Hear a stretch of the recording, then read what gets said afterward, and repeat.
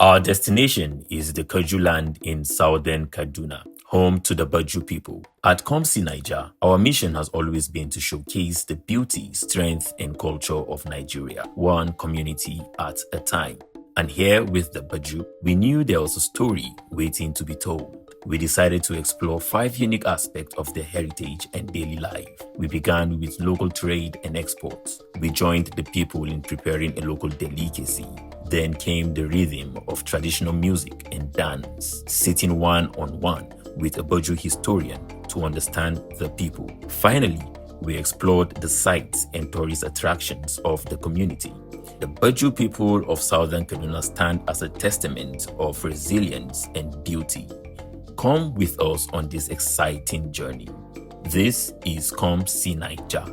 Experience the authentic Nigeria. So this is ginger, the new crude, you know. The new crude. Yeah, the new crude. It's very expensive now. It is ginger. Yeah,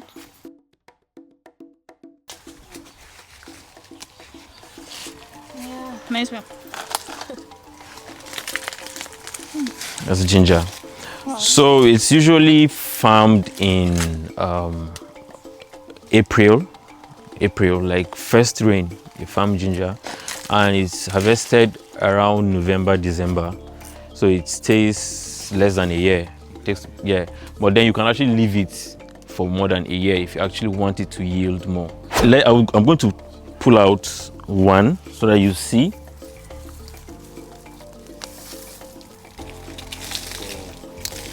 See, this is as you can see, it's not brown yet because it's still forming. How many months? This was planted in April. It was planted in April. If you dig further where I pulled this one out, you see the old one, you see the seed. 3 months. April, May, June, July. Yeah, 3-4 months old. And how long before like matures? November you can actually harvest. By November you can harvest, but then like I said, you have options of like leaving it here. Usually this is the ginger seed. This is what you plant. You know, ginger is usually very big. It has many fingers, so you break the fingers, you get pieces like this. You know, when you have a very big ginger, you break the fingers, break it, and then you have things like this. This is what you plant. So way of planting is basically you make a line with your hoe, make a line, and then you basically place the ginger like this. You know, you place the ginger. If you check well, you see they are good. It's actually grew in line, a straight line. Yeah. You know, you place the ginger, then you use your hoe again to cover it. So while you're covering it, you are creating another line where you can place more ginger. When you place, you cover again, basically. So after you do that, then you go to the next stage is, okay, usually what we do is after planting, maybe after a week, you spray herbicide, basically to control weeds. Personally, what I do for my farm is after farming, I spray this. We have the one they call sharp. I don't really know the scientific names, but the street names, we have sharp, and then we have 2 weeks.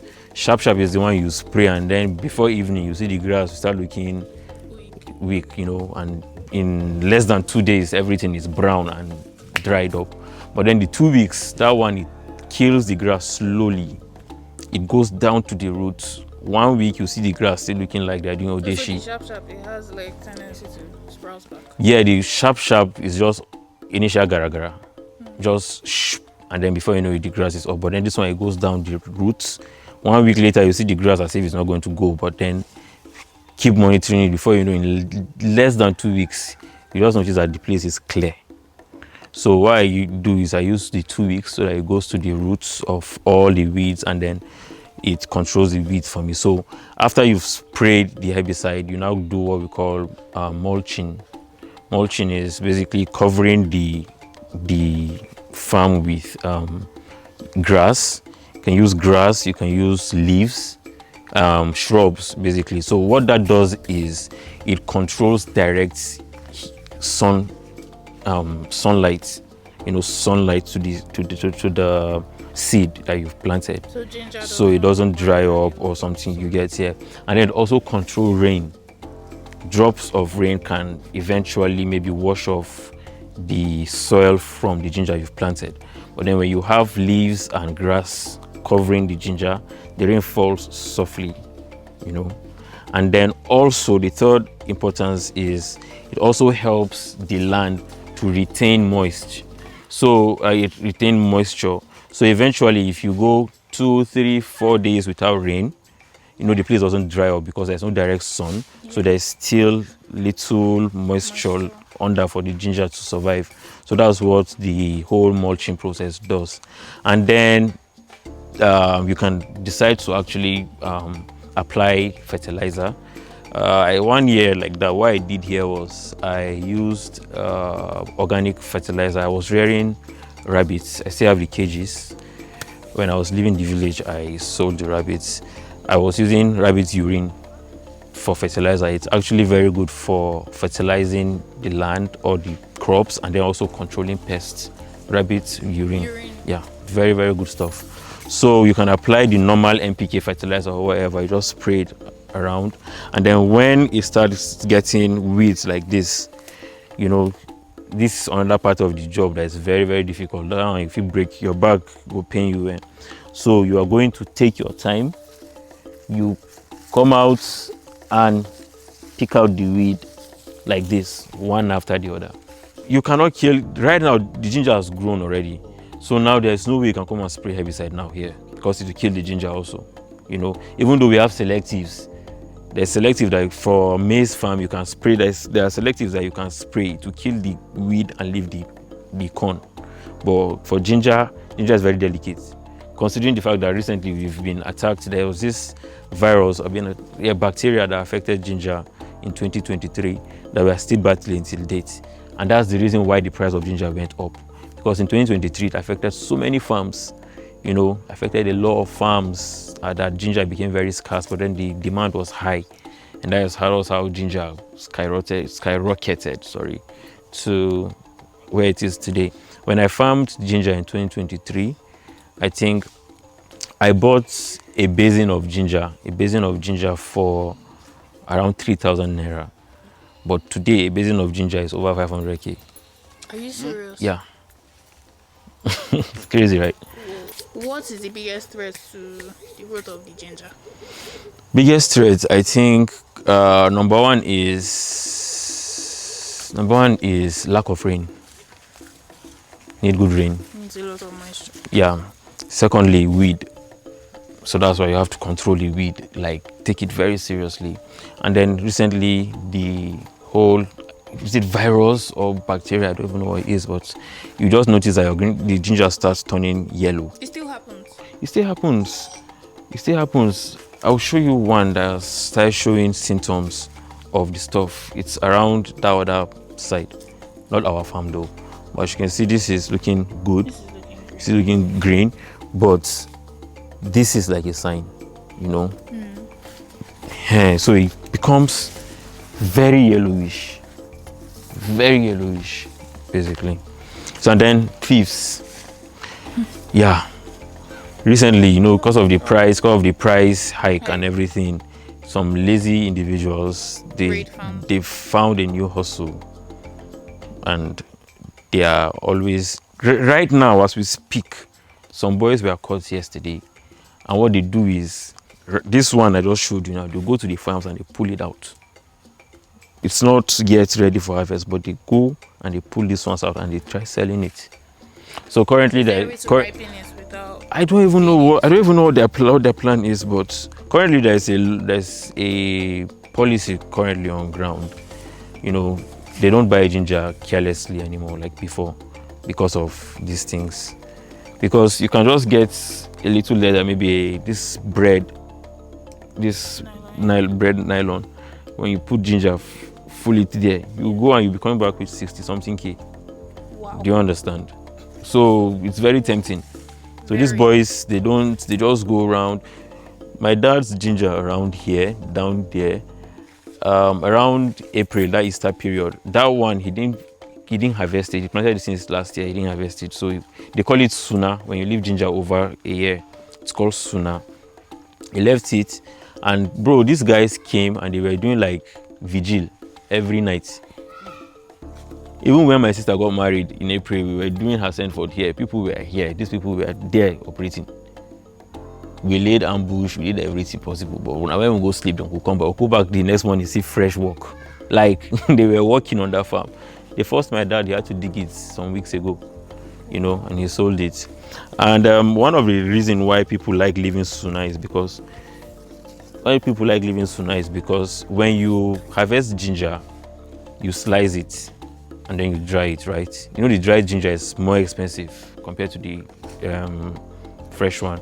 But lately people don't even wait to dry it up because the fresh one is only expensive, you get it. And then drying up ginger entails a lot of things.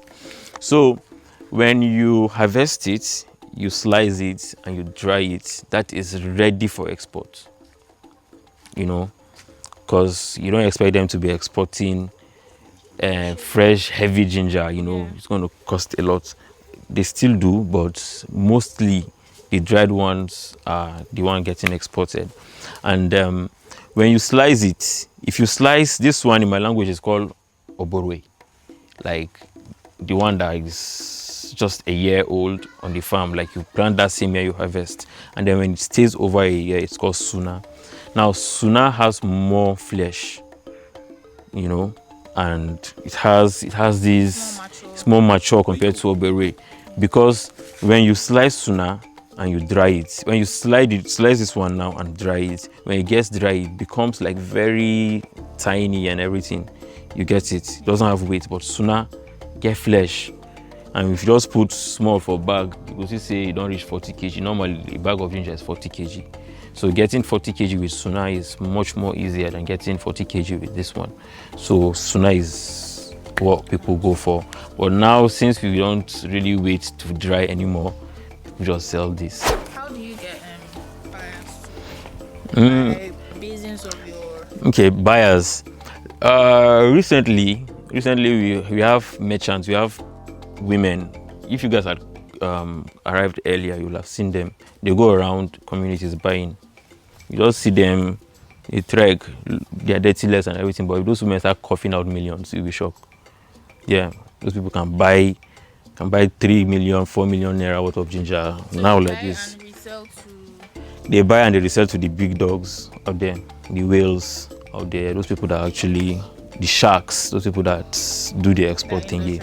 Yeah, because you know it's a value chain. It's a value chain, and personally, I want to get on top of it. I want to get on top of the value chain.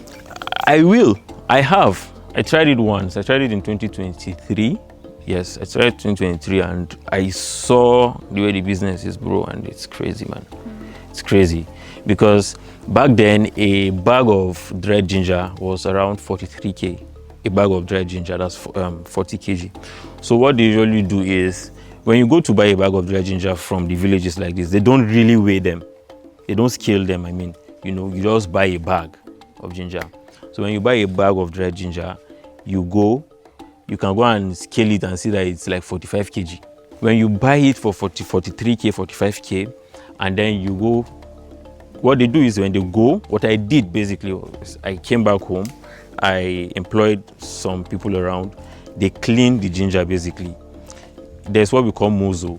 Mozo is like those black, there's this black part of ginger, you know, it's called mozo. Like, I don't know how to call it. So you take out the mozo, take out the dust, take out all these roots, all these things, you know, they come attached to the ginger.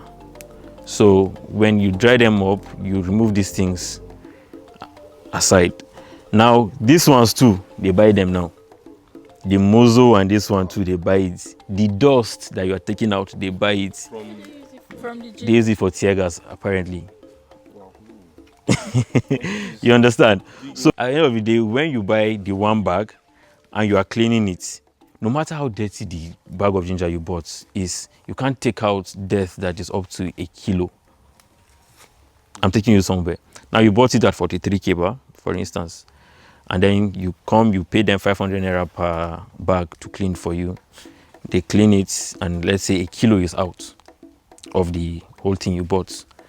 Now, when you are selling to these top guys, they don't buy per bag, they buy per kilo. So now you bought a bag for something K, right? And now we are going and these guys are buying a kilo for 4.5. Do the maths. 4.5 times 40 kg minus the 4 extra kg that's on top again. Do you understand? So selling it up there is way better. So we here, we are basically on like the least or the last point of the value chain. Now us did the down, but still we didn't say with the cash out. You will cash out today there, bro. And I want to get there. So why is ginger in demand right now? All right, so ginger is in demand because there's a very high demand for ginger. Sorry, I'm being sarcastic. But then, according to research, I think we have not been able to meet up to 14% of ginger demand so far.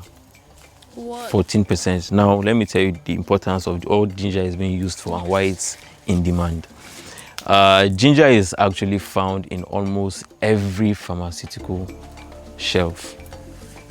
Every of these drugs you take has ginger inside. It preserves those drugs or those medicines to give them more shelf life. Ginger. I think it's almost the same thing as ginseng. Yes, this ginseng. I mean, how they ginseng? Yeah, this Chinese stuff. That's their own kind of ginger, though. Ours has more effects compared to theirs. And then when you come to the hospitality industry, also ginger is also in demand because they use ginger to preserve foods. If you cook with ginger and I cook without ginger, your food has the tendency to stay longer than mine because of ginger. It preserves food.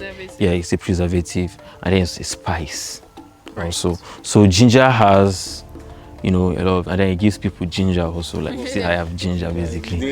So it has multiple use, and so basically pharmaceutical, food, and what else? I think that's basically it.